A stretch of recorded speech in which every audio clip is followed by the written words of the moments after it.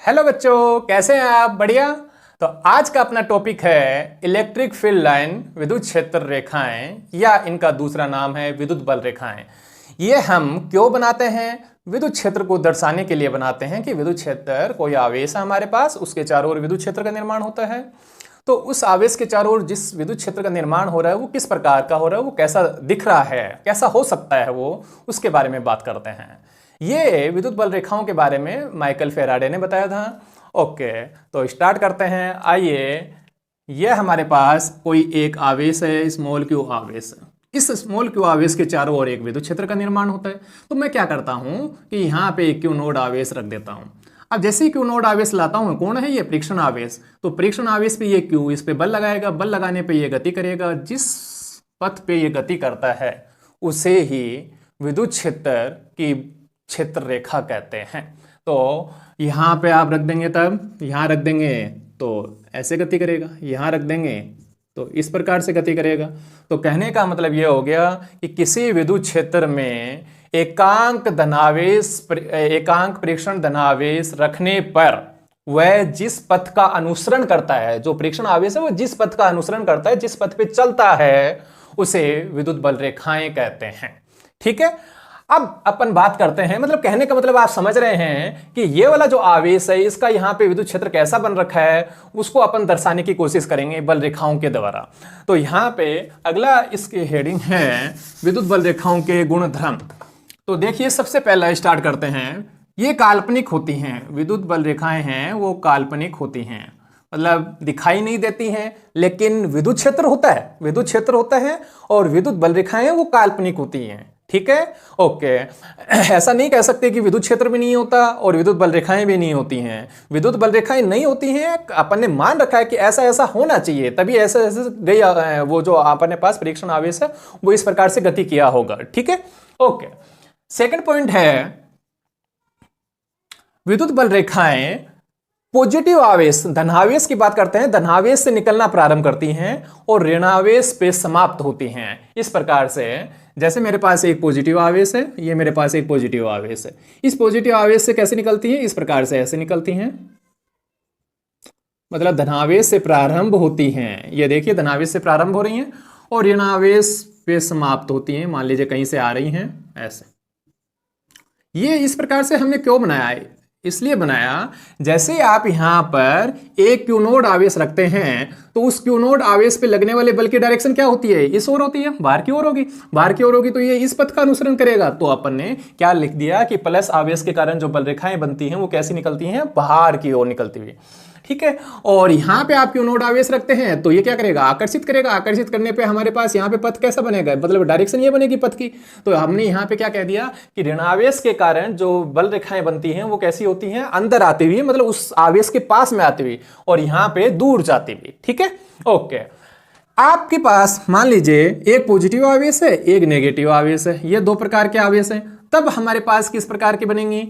मतलब पॉजिटिव से स्टार्ट होंगी ऐसे और नेगेटिव पे चली जाएंगी, ऐसे ही होगा। मान लीजिए जब भी आपको ऐसे पता नहीं लगता है कि यहाँ पे बल रेखा कैसी बनाऊं, तो वहां पे एक परीक्षण आवेश रख के आप चेक कर लिया करो। तो मैं यहाँ पे एक परीक्षण आवेश रखूंगा, तो ये मान लीजिए क्यू नोड धनावेश रखा मैंने, तो पॉजिटिव पॉजिटिव इस पे क्या करेगा? प्रतिकर्षित करेगा, तो इस ओर चलेगा। ये वाला इसको क्या करेगा? आकर्षित करेगा। आकर्षित करेगा तो ये वाली मतलब पथ ये बनेगा। ठीक है। यहां रखते हैं तो इसका प्रभाव कम होगा, इसका प्रभाव ज्यादा होगा, तो ये दूर भगाएगा ऐसे। और यहां कोई आवेश रखता हूं तो ये ऐसे पास आएगा, मतलब ये इसका पथ हुआ। कहने का मतलब ये हुआ कि जो अपन ये बल रेखाएं दर्शा रहे हैं, उन बल रेखाओं का मतलब क्या है? उन बल रेखाओं का मतलब यह है कि जब हम परीक्षण आवेश लेकर आएंगे तो उस परीक्षण आवेश का जो बल लगेगा, पहले से जो आवेश है उसके कारण जो बल लगेगा, उसके कारण वह किस पथ को अनुसरित करेगा, किस पथ पे चलेगा, उसको बताती हैं बल रेखाएं। ठीक है।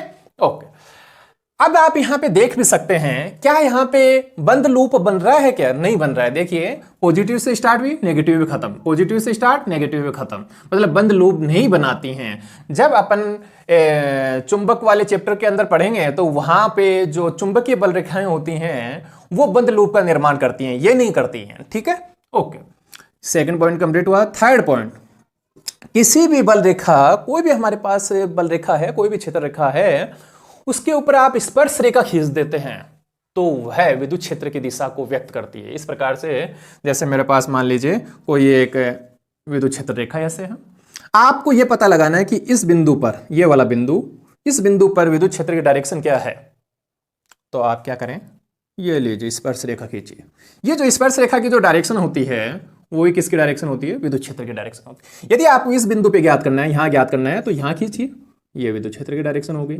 ये उसी प्रकार से है जैसे किसी एक पथ पर, ये मान लीजिए पथ ऐसे है और ये गाड़ी यहां से गाड़ी चल रही है, ये ले गाड़ी चल रही है, ठीक है, ये गाड़ी चल रही है।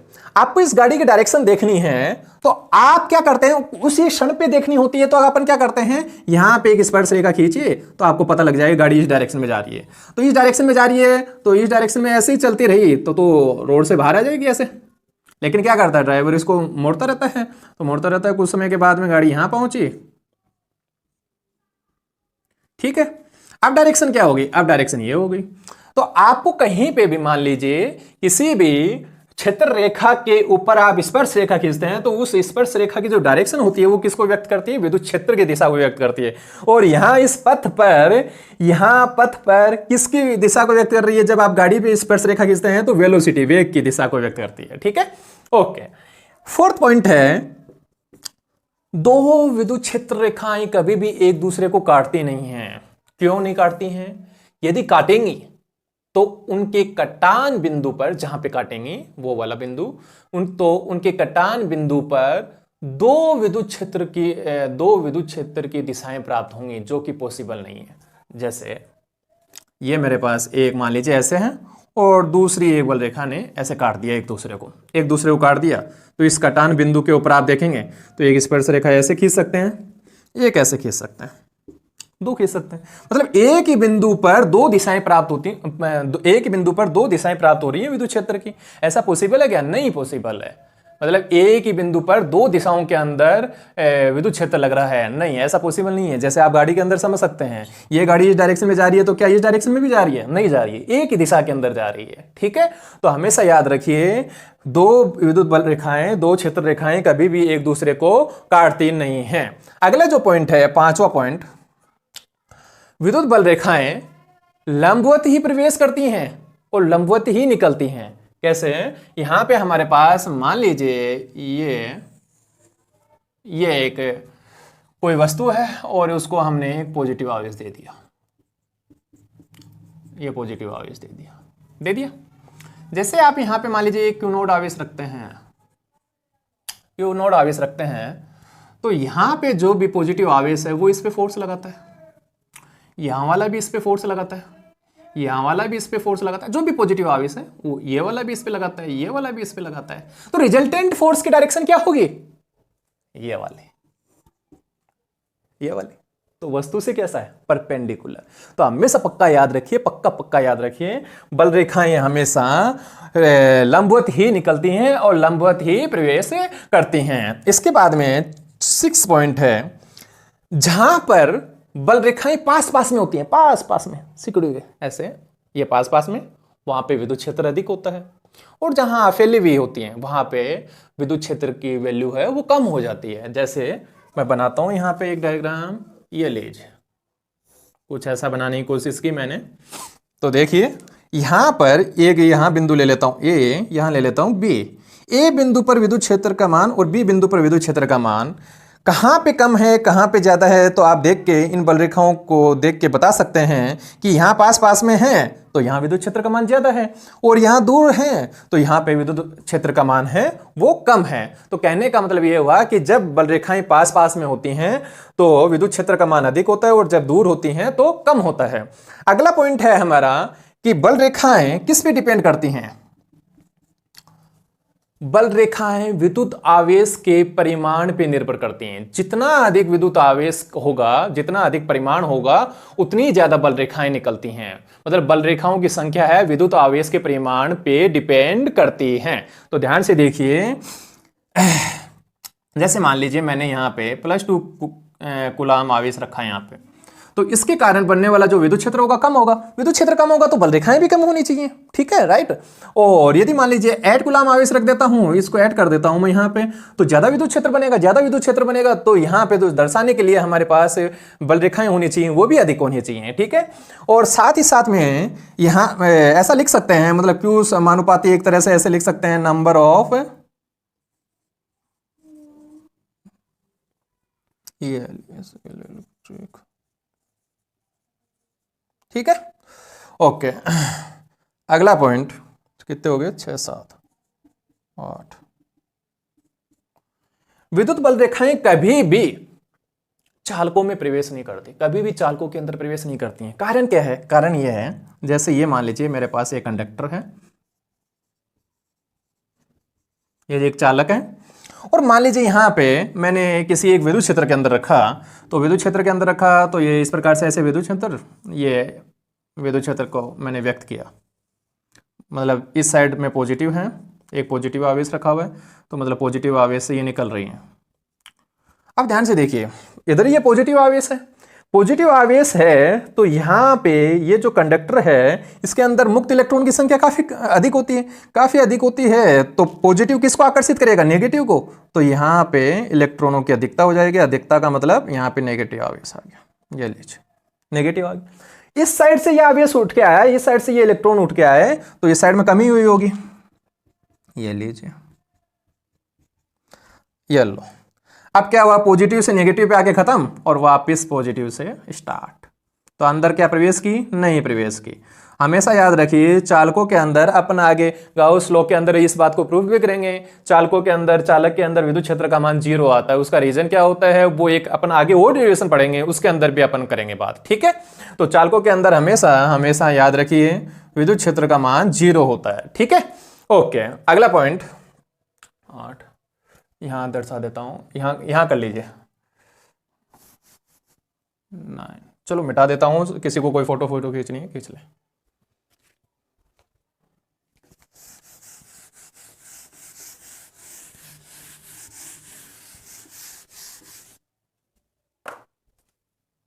एट 9 पॉइंट है,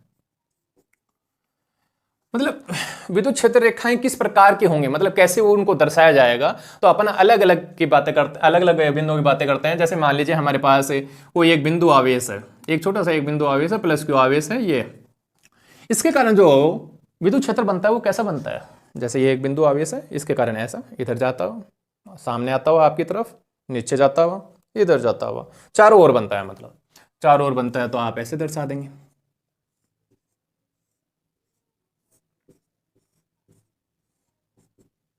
-Q आवेश की वजह से -Q के अंदर अंदर आ जाता है, ये लीजिए, ठीक है। अब इसके बाद में बात करते हैं, मान लीजिए कोई एक वायर है, इस प्रकार से वायर है, इस वायर के कारण इस पे मान लीजिए अपन आवेश दे देते हैं और इसके कारण विद्युत क्षेत्र बनेगा, वो कैसा बनेगा, इसके चारों ओर बनेगा, और पॉजिटिव आवेश है, नेगेटिव जो भी है, पॉजिटिव आवेश मान लेता हूं, तो पॉजिटिव आवेश की वजह से यहां पे जो आवेश है उसकी वजह से ऐसे ऐसे ऐसे ऐसे इसके चारों ओर, और ये वाला जो बिंदु है, टॉप पॉइंट है, इस पे क्या होगा, इधर इधर इधर इधर और ऊपर की साइड भी होगा। तो यहां पे इस प्रकार से ये मेरे पास एक कोई वायर है जिसको मैंने पॉजिटिव आवेश दिया, इधर भी ऊपर नीचे इधर।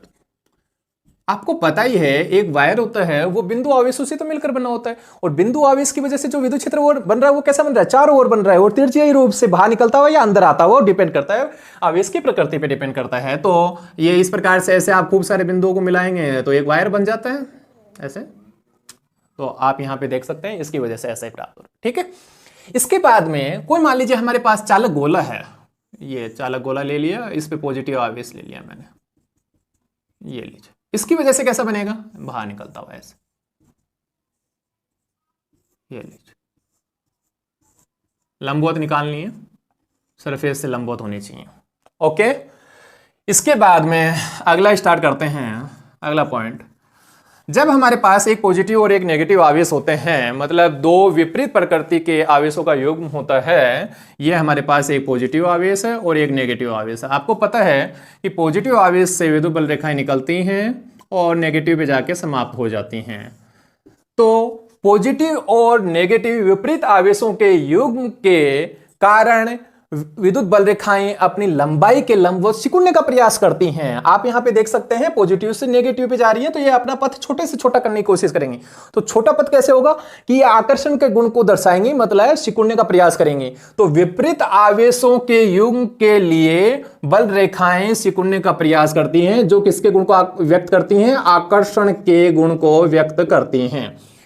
इसी प्रकार से अगला पॉइंट, यदि मान लीजिए हमारे पास समान प्रकृति के आवेशों का युग्म है, ऐसे पॉजिटिव पॉजिटिव दोनों, तो क्या करेगा? यहां से निकलेंगे, ये मान लीजिए ऐसे जाने की कोशिश करेगी, ये इससे ये ऐसे काट तो सकती नहीं, काट नहीं सकती तो कैसे बनेंगे फिर?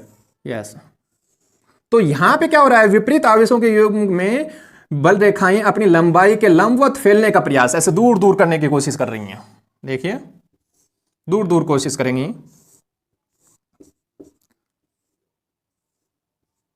तो यहां पर अपनी लंबाई के लंबवत ये क्या कर रही हैं? फैलने की कोशिश कर रही हैं, और यहां पे ये सिकुड़ने की कोशिश कर रही हैं। तो यहां पे तो ये आकर्षण के गुण को व्यक्त करती हैं, और यहां पे ये प्रतिकर्षण के गुण को व्यक्त करती हैं।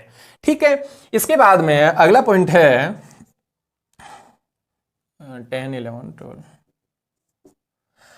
समविभव पृष्ठ। समविभव पृष्ठ की बात करें, समविभव पृष्ठ कौन सा होता है? वह पृष्ठ जिसके ऊपर विभव का मान एक समान बना रहता है, उसे समविभव पृष्ठ कह देते हैं। आगे बात करेंगे अगले चैप्टर के अंदर, बस आप इतना याद रखिए समविभव पृष्ठ किसे कहते हैं? ऐसा पृष्ठ जिसके ऊपर विभव का मान एक समान बना रहता है, उसे समविभव पृष्ठ कहते हैं। समविभव पृष्ठ की बात करें या चालक गोले की बात करें, तो उन सभी से बल रेखाएं हमेशा कैसे निकलती हैं? लंबवत निकलती हैं। ठीक है। इसके बाद में अगला पॉइंट है, यदि आपको मान लीजिए एक समान विद्युत क्षेत्र के लिए एक समान विद्युत क्षेत्र बन रखा है, तो वहां पे बल रेखाओं को किस प्रकार से दर्शाएंगे? तो दर्शाने का तरीका होता है, वहां पे अपन ऐसे समांतर लाइनें बनाते हैं। जब भी इस प्रकार की लाइनें बनाते हैं तो उसका मतलब है कि यहाँ पे विद्युत क्षेत्र की डायरेक्शन समान है, सभी पॉइंटों पे एक ही दिशा में है, और वहाँ पे विद्युत क्षेत्र का मान भी समान है। कैसे पता लगाएंगे? इन सभी के मध्य की जो दूरियां हैं वो सेम हैं। यदि दूरियां अलग अलग होंगी तो वो असमान विद्युत क्षेत्र के लिए दर्शाया जाता है, और जहाँ पे दूरियां समान होती हैं वो किसको दर्शाया जाता है? समान विद्युत क्षेत्र को, समरूप विद्युत क्षेत्र को दर्शाया जाता है। ठीक है। इसके बाद में लास्ट पॉइंट है अपना, मान लीजिए हमारे पास कोई एक आवेश है, इसी विद्युत क्षेत्र की बात कर लेता हूं, और यहां पे वो स्थिर अवस्था में रखा हुआ है। जैसे आपने विद्युत क्षेत्र अप्लाई किया तो ये किस दिशा में जाएगा? विद्युत क्षेत्र की दिशा में जाएगा, या इसी दिशा में पहले से चल रहा था तो इसी दिशा में जाएगा। लेकिन यदि ये आवेश इस प्रकार से प्रवेश करता है, ऐसे प्रवेश करता है, तब ये इस डायरेक्शन में नहीं जाएगा, तब ये यहां पे इस प्रकार से एक प्रवलयकार पथ बनाता है। ठीक है। तो हमेशा याद रखिएगा, जब भी हमारे पास कोई आवेश स्थिर अवस्था में या एक समान वेग से किसी विद्युत क्षेत्र के अनुदिश चल रहा है, तो वह उसी दिशा में गति करता है, अन्यथा नहीं। ठीक है। तो ये सारी कंप्लीट हुई हमारी इसकी प्रॉपर्टीज, और आज की क्लास यहीं पे समाप्त करते हैं। Okay, bye bye.